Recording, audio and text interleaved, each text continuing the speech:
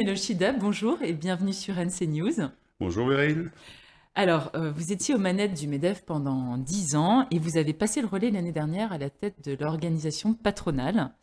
Nous vous avons invité aujourd'hui pour revenir sur cet événement et commenter l'actualité locale. Alors, tout d'abord, revenons un peu sur les tenants et les aboutissants de ce changement de tête à la tête du MEDEF. En juin 2020, vous décidez de ne pas vous représenter. Pourquoi ? Parce que bien que ça soit quelque chose de très prenant, très enrichissant, je pense qu'au bout d'un moment, on a fait notre temps. Et donc, en prenant un peu le pouls autour de moi, autour de mes proches, etc., et en faisant une réflexion moi-même, je me suis dit que peut-être le temps était arrivé de passer la main.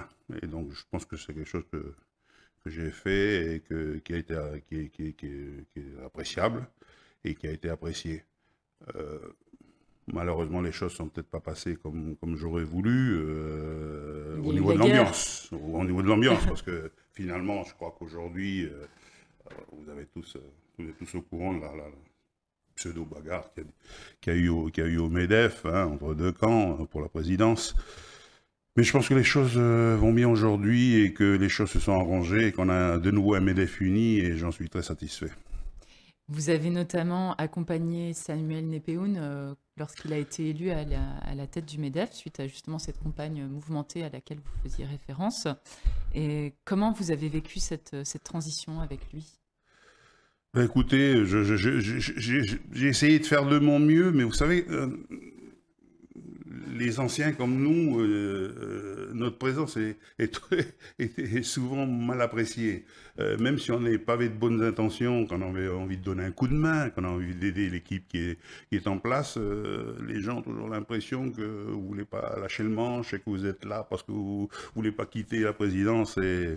Et donc, j'ai fait ce que j'ai pu, j'ai accompagné au début, puis après, je me suis très vite rendu compte qu'il ne fallait pas que j'y sois. Et donc j'ai abandonné, je crois qu'il faut laisser vivre la nouvelle équipe. Et maintenant il y a une nouvelle présidente. Il faut laisser vivre la nouvelle équipe, elle fera son expérience. Et puis bon, c'est un message que je passe. De toute façon, je suis toujours là, tout le monde a mon contact. S'il y avait quoi que ce soit d'un point de vue histoire du MEDEF à remémorer, je serai Vous êtes toujours là. là. Justement, Samuel Nepéhoun a décidé donc de partir en politique et le 12 février, donc il a quitté le MEDEF pour intégrer notamment le 17e gouvernement. De quel œil avez-vous justement vu ce changement, cette entrée en politique de Samuel Nepéhoun? Est-ce que c'est quelque chose de surprenant pour un patron du MEDEF? Ben écoutez, moi, oui, j'ai été relativement surpris. Après, de ce que je sais, c'est qu'il a été choisi par son profil, justement, d'homme de l'économie et dirigeant d'entreprise, même si certains Public? voient voient en son entreprise une entreprise publique. Mais enfin, écoutez, diriger une entreprise, qu'elle soit publique, c'est toujours, vous êtes toujours un dirigeant d'entreprise et un chef d'entreprise.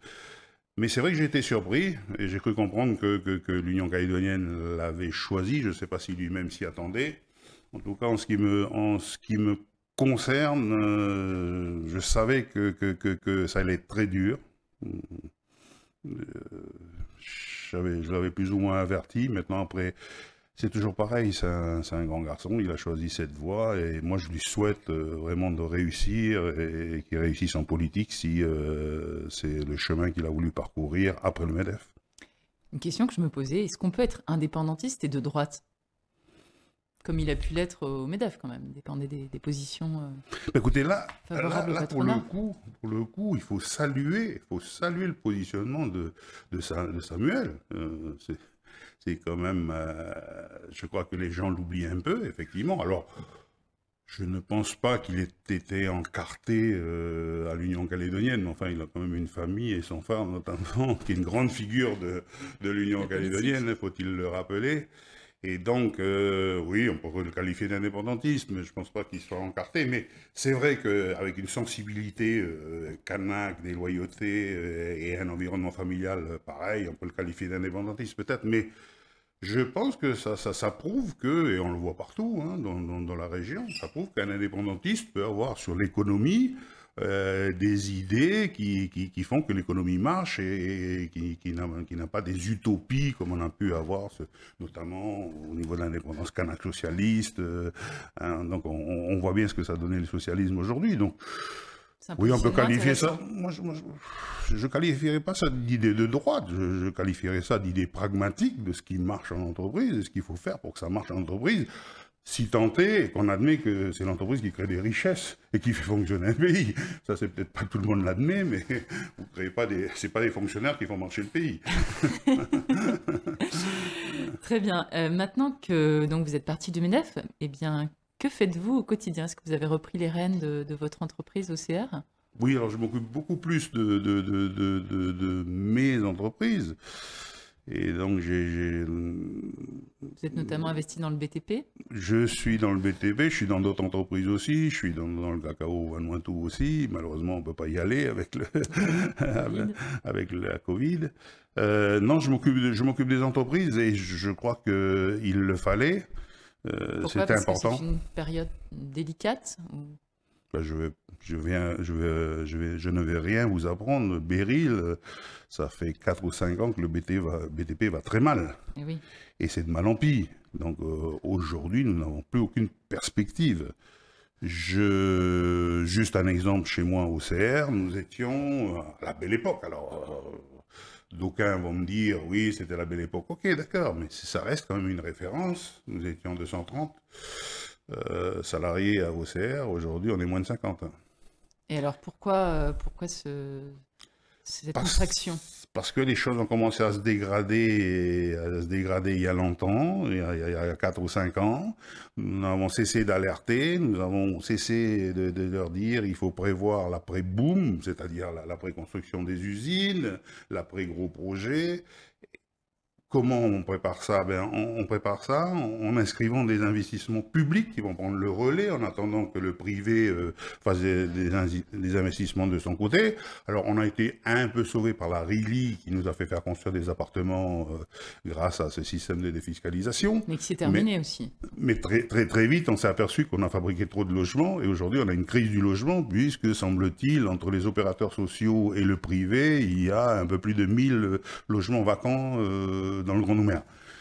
Donc vous voyez bien qu'en termes de perspective, il faut faire autre chose que du logement. Alors certains parlent de réhabilitation, certes on peut s'orienter vers la réhabilitation, mais si vous voulez, les volumes engendrés par la réhabilitation ne compenseront jamais le neuf, la construction du neuf. Vous aurez toujours... Même si vous faites de gros travaux de réhabilitation, vous n'obtiendrez jamais les volumes engendrés par la construction dans le neuf. Donc il faut s'orienter, il faut clairement s'orienter, il faut changer de paradigme, mais il faut aller vers des projets structurants. Je pense à des améliorations. Alors on parle d'accidents de la route. Il faut améliorer la RT1 qui nous relie à Koné en faisant des zones de dépassement. Il faut, je sais pas, il faut faire de l'épuration dans nos villages. On a la chance d'avoir un lagon classé patrimoine mondial. On ne peut pas rejeter n'importe quoi dans ce lagon. Il faut traiter les eaux. Enfin voilà, donc il faut des projets structurants. Alors je parle pas de la 2 fois 2 voies jusqu'à Tantouta, qui est le serpent de mer. Depuis le temps qu'on en parle, enfin on le voit pas venir. On la voit pas venir cette 2 fois 2 voies. Est-ce que le plan de relance du gouvernement, justement, mise un peu sur ce secteur du BTP avec des solutions? Alors, pour être pas trop agressif, je dirais que c'était vraiment pas à la hauteur. Le plan de relance du gouvernement n'est vraiment pas à la hauteur de ce qu'on attend. En tout cas, dans le BTP, je crois que dans d'autres secteurs aussi.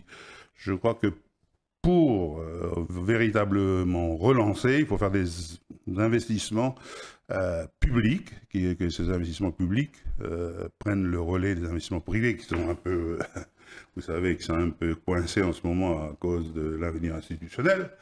Je ne vous apprends rien non plus. Alors, comment on fait des investissements publics? En empruntant, tout simplement. Alors, on a déjà un taux d'emprunt très important. Je vais revenir là-dessus. Lorsque les premières discussions, j'étais encore président du MEDEF, je m'adresse au gouvernement Santa, donc, à ceux qui sont en charge dans ce gouvernement de l'économie, et je leur dis, il faut vraiment un véritable plan de relance. Là, on m'explique que, ben non, on a vu avec l'AFD, on est au taquet au niveau emprunt, on ne peut pas dépasser 30% de notre budget, etc. Et arrivé la Covid. Là, d'un seul coup, on a trouvé 28 milliards, on a emprunté. L'AFD n'a rien dit, etc. Donc, vous voyez que...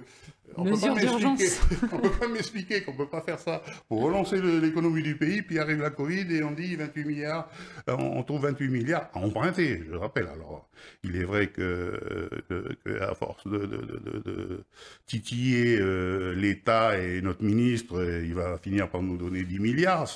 Alors, je ne sais pas à quoi ça va servir. Est-ce que ça va compenser, ça va être 10 milliards qui sont retirés des 28 empruntés, ou c'est 10 milliards qu'on mettra au pot dans le budget.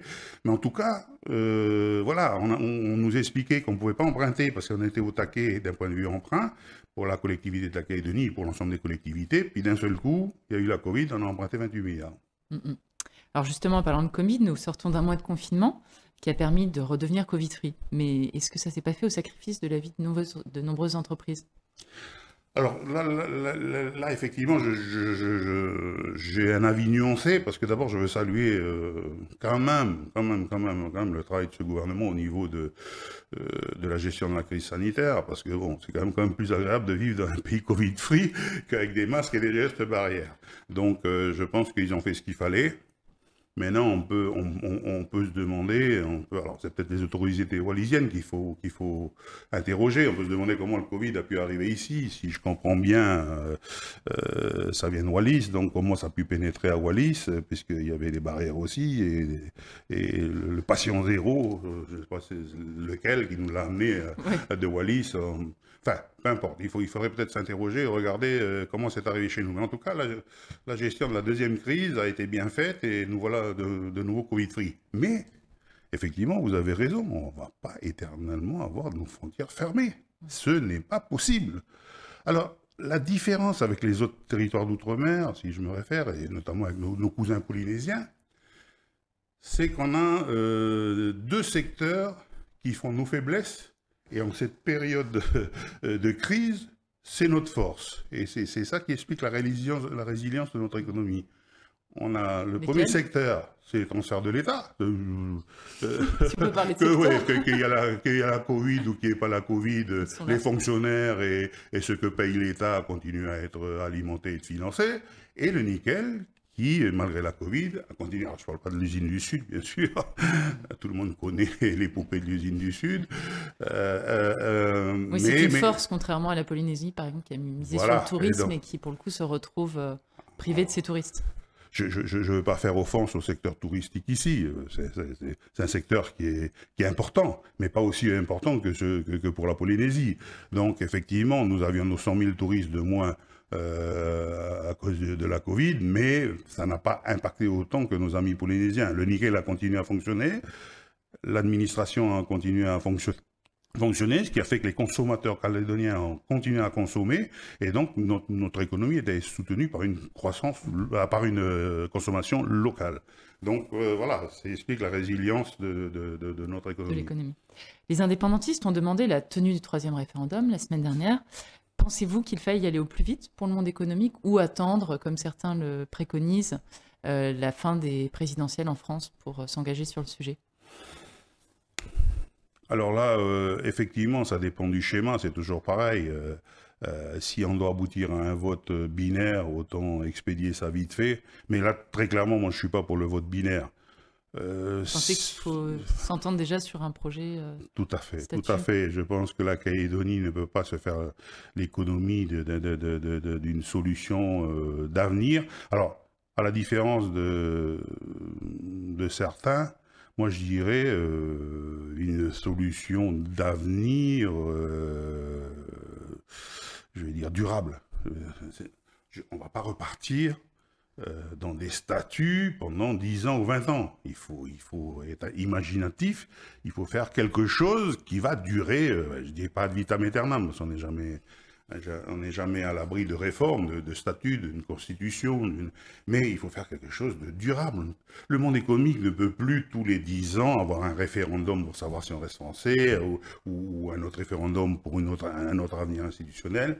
Le monde économique a besoin de visibilité, comme je l'ai toujours dit, de lisibilité. Donc il faut, j'espère que la prochaine solution institutionnelle pour le pays sera quelque chose de durable. Alors, l'équation qui est à résoudre, c'est toujours pareil. C'est comment on a un statut où on a une certaine souveraineté en profitant encore des avantages. En profitant encore des financements que nous procure la France. Alors, les transferts de l'État, c'est un terme que j'aime pas. Aujourd'hui, quoi qu'on en dise, jusqu'à preuve du contraire, on est encore français. Donc moi, je dis ce que finance actuellement l'État, de par notre statut. On est français, avec un statut spécial, mais comme c'est prévu dans notre statut que les fonctions régaliennes soient assurées par l'État, c'est normal que l'État finance, ce ne sont pas des transferts. Pour moi, un transfert de l'État, c'est que vous êtes un pays indépendant, il y a un autre pays qui vous aime bien, qui vous transfère de l'argent, ça c'est un transfert. Aujourd'hui, l'État est en charge encore d'un certain nombre de secteurs. Alors, les transferts de l'État peuvent se comprendre dans les contrats de plan. Effectivement, l'État met de l'argent pour venir aider l'économie, aider les collectivités dans leur investissement. Ça peut se comprendre pour la défisque. Effectivement, là c'est le contribuable métropolitain qui amène de l'argent pour financer des investissements locaux. D'accord. Mais transfert de l'État dans le statut actuel, on est encore français, c'est tout à fait normal. Est-ce que les gens en Ardèche, en Corse, ils parlent de transfert de l'État? Non, ils sont français, donc c'est normal que l'État assure ses fonctions régaliennes parce qu'on est encore français. Et puis j'ajouterais que, ça c'est à l'égard des indépendantistes, j'entends souvent nous dire, mais si c'est pas la France, on trouvera d'autres axes de coopération, d'autres moyens de financer notre économie. Alors, vous en pensez quoi? Ben, c'est un mensonge. C'est un mensonge. Aujourd'hui, l'État, grosso modo, la Calédonie, lui coûte 170 milliards par an. Hein. Je vais prendre la Chine, qui est souvent citée. La Chine, en 10 ans, c'est dur d'avoir des chiffres avec la Chine, mais en 10 ans, c'est à peu près ce que met la France en un an. En Calédonie, de 2006 à 2016, la Chine a dépensé à peu près 170 milliards, mais pour 16 pays dans le Pacifique. Donc vous divisez par 16 et par 10, hein, et puis vous voyez à peu près le niveau de contribution de la Chine. Et encore, pour en avoir discuté, confirmé par le Premier ministre de l'époque du Vanuatu, Charles Vosalvaï, qui me disait « Non mais Daniel, ne crois pas que ce sont des dons. Il y a certaines... Retour sur investissement qui est attendu. » Qui sont des prêts. Il y a certains financements de projets qui sont carrément des prêts qu'on doit rembourser. Donc c'est pour ça qu'il faut arrêter de mentir aux gens. Si on est pour l'indépendance, il faut se dire qu'à un moment donné, le niveau de vie va baisser. Et ça, c'est très clair. Donc, est-ce qu'il faut cette indépendance, malgré la baisse du niveau de vie, que faut grosso modo diviser par deux, hein, puisque vous voyez, l'apport de l'État est un peu moins de la moitié de nos besoins locaux.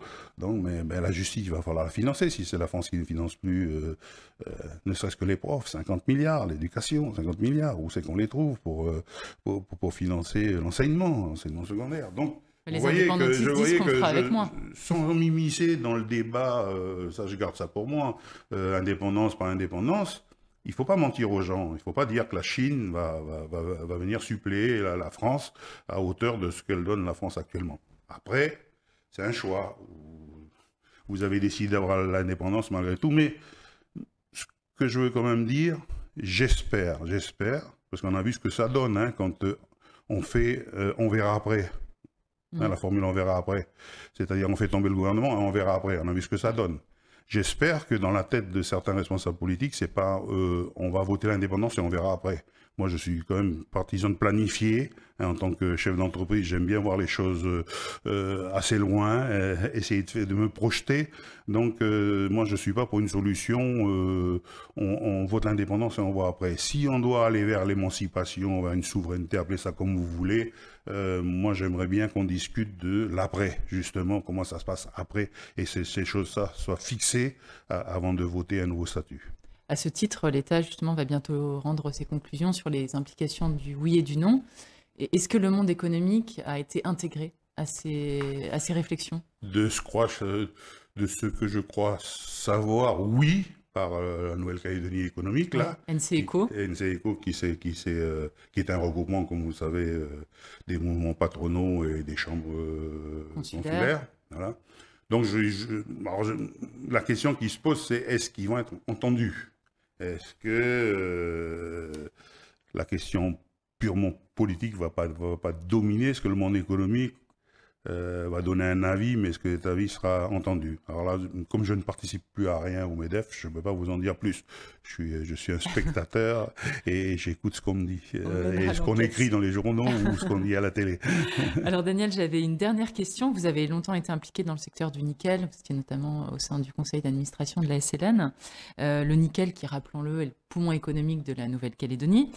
Comment décririez-vous la situation aujourd'hui, donc avec Vale NC qui vient d'être rebaptisé Prony Resources avec un nouveau fondamental au niveau du capital. Comment vous voyez les choses pour la suite?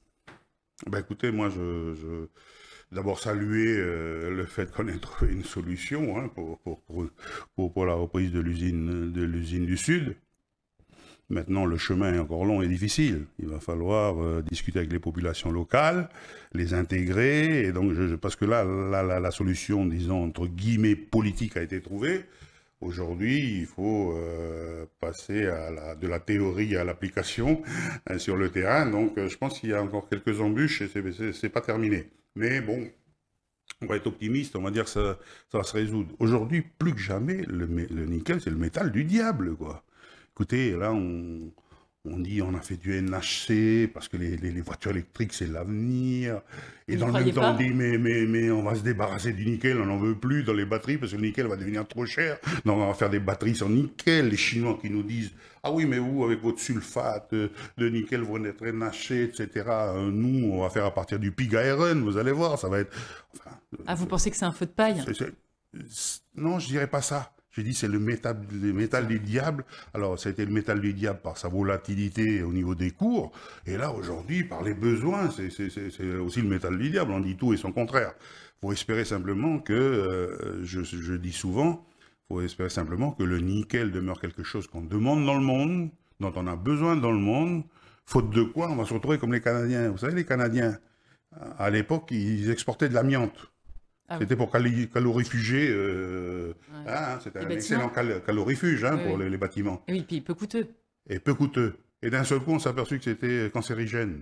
Donc, les gisements d'amiante ont été arrêtés, les mines d'amiante ont été arrêtées, net. Et non seulement ont été arrêtés, mais il a fallu payer pour dédommager ceux qui ont attrapé le cancer. Donc, il faut espérer que le nickel, ça soit un métal du diable avec une certaine volatilité, mais qu'on en ait toujours besoin pour soutenir l'économie de la Calédonie. Alors, après, si on veut vraiment que le nickel continue à soutenir notre économie, il faut devenir compétitif. C'est ce que j'allais dire. La compétitivité, on en est où justement dans voilà, alors donc, il faut faire de gros progrès en compétitivité. Et là, il faut que les syndicats de salariés prennent conscience qu'on n'est pas tout seul au monde et qu'on a des amis en Indonésie et des Chinois qui viennent en Indonésie, un peu partout aux Philippines et qui vont nous concurrencer. Et donc, avec le coût du travail qu'on a ici, le niveau de vie, on ne produira jamais du nickel au même prix que les Chinois en Indonésie. Donc, qu'est-ce qui peut nous sauver? Eh ben, la qualité. Absolument. C'est la démarche RSE qui est en train de se mettre partout, en place partout dans le monde. hein, qui veut qu'aujourd'hui, on achète soit des matières premières, soit des produits agricoles d'endroits ou de pays où l'environnement est bien traité, où on ne fait pas travailler les enfants, etc. Ouais. Donc Vous êtes adepte du concept du nickel vert, c'est ça qu'on voilà, pourrait... donc c'est le fameux nickel vert, la fameuse, et où on pourrait avoir un avantage compétitif hors prix. Donc là, à ce moment-là, on dirait oui, le nickel, certes, le nickel de Calédonie, il est un peu plus cher, mais on ne fait pas travailler les enfants, on respecte l'environnement, etc. Moyennant quoi, faute de quoi, pardon, surtout, faute de quoi, si on reste toujours peu compétitif et dans l'état actuel de la production, dans la production, dans le cas de la production actuelle, je vous rappelle quand même que les 3 usines perdent de l'argent.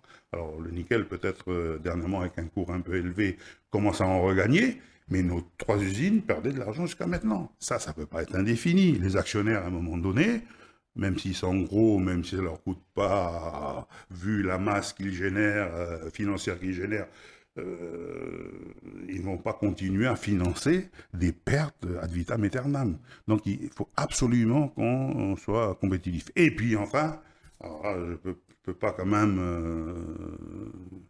dans cette émission, ne pas parler de ce qu'il faut faire hors nickel. Là, on voit bien qu'avec tous les risques qu'il y a, je vous parlais métal du diable, nos usines pas très compétitives, etc., il faut absolument qu'on développe, et notamment par l'innovation, et notamment par le numérique. Il faut absolument qu'on développe d'autres secteurs, par l'aquaculture, par la biologie, voilà, la diversification.